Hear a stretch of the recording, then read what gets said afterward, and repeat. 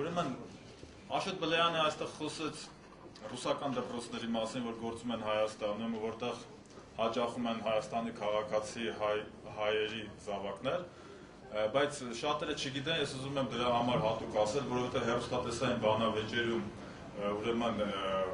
այսպիսի տեսակետն են առաջ կաշում Աշոտյանը եւ նրա տեղակալները, որ դպրոցները բացվում են նաեւ նրա համար, որպեսզի սփյուռքահայերը գան Հայաստան եւ նրանց երեխաները հնարավորություն ունենան կրթությունը շարունակել։ Ու ձեզ ուզում տեղեկացնել, որ այդպիսի սփյուռքահայերի համար կա Հայաստանում անգլիալեզու դպրոց։ Շատ քչերը գիտեն, որ դա international school կոչվածն է, կամ այսպես ժողովրդի մեջ ասում են դեսպանատան, ուրեմն դպրոց, անգլիալեզու դպրոց, որտեղ սովորել է օրինակ Վարդան Օսկանյանի երեխաները, ահա սփյուռքահայ, որ եկել է եւ իր երեխաներին տվել է այդ դպրոցը։ Ուրախ եմ այստեղ մեր մոտ է Սեդա Մավյանը, որ հիմա կխոսի սփյուռքահայ եւ նա կբացատրի, թե սփյուռքահայերը ինչու են գալիս Հայաստան։ Սա մյուս խնդիր է։ Երկրորդը,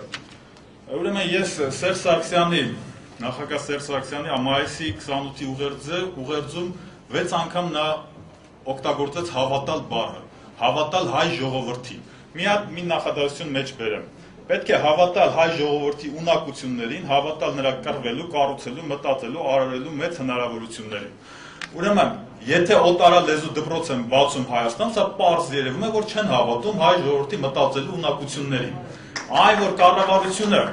չի հավատում դրան, դա ոչ միայն ցույց է տալիս նա այն, որ ուզում է բացել օտարալեզու դպրոցներ, նաև, որ վարչապետը իր պահուստային ֆոնդից ֆինանսավորում է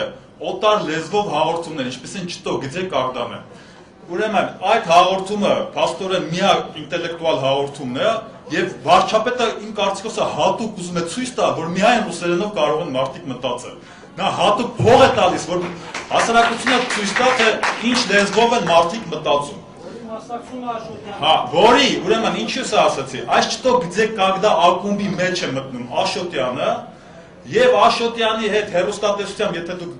նկատել եք, այնտեղ Քոչարյան կա, Կարեն Քոչարյան, որը դրա մասնակիցներից է ու Տիգրան Քոչարյանը, որոնք բոլորը այդ չտո գծե կագդա ակումբից են։ Այսինքն նրանք ուզում են Հայաստանը ռուսացնել, այսպիսի պրոյեկտ ունեն, էլի։ Եվ նաև ես ուզում եմ այստեղ մարդիկ կան, որոնք պայքարում են հայոց լեզվի անավարտության համար։ Այստեղ խնդիրներ կան, որոնց հետ ես շատերի հետ համաձայն չեմ, օրինակ ասում են, թե եթերում լեզուն ուրեմն աղավաղում է եւ այլն։ Ուրեմն, այսպես Աշոտյանը 2 տարի առաջ նույնպես սկսեց այսպիսի մի արշավ, որ լեզուն աղավաղվում է ուրեմն հեռուստատեսություններում։ Ես համարում եմ, որ նա պայքարում էր այնտեղ, որտեղ գոյություն ունի հայերենը, այսինքն սա պայքար էր հայերենի դեմ, եւ որովհետեւ սրանք հայերեն հաղորդումներ են։ Իհարկե, ես համաձայն եմ, որ լրատվական լեզուն պետք է լինի ուրեմն, այսինքն գրական լեզու, բայց ինչպես կարող է ասեք ինչ-որ ստեղծագործության մեջ կամ կինոյում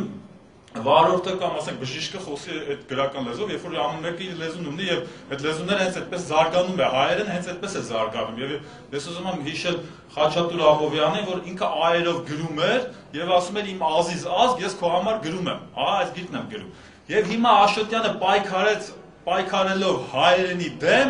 ինքը տեղ էր բացում օտարալեզու ուրեմն հաղորդումների համար։ Կա Գլյումովի հաղորդում, եթե նկատել եք ռուսերեն։ Ռադիո եթե լսում եք, ուրեմն բազմաթիվ ուրեմն գովազդներ այսօր ուրեմն ռուսերեն են։ Որևէ մեկը ես չեմ նկատում դրա մասին խոսի։ Եվ ես կոչ եմ անում իհարկե իմ բարեկամներին, հենց Դավիթ Գյորզադյանն էլ է շատ անհանգիստ լեզվի անավարտության մասին, իսկապես ուշադրություն դարձնեն այդ օտարալեզու արշավը, որ մենք կամաց հիմա դպրոցն է գալիս ու մեկ էլ մի օր կտեսնեք, որ ասենք թե եթե ասենք այսօր այս նախագիծը կանխվեց, վաղը էլի այդ բանի Վաղը էլի այդ օտարալեզու ուրեմն հաղորդումները շատանում են։ Ուրեմն այսքանը։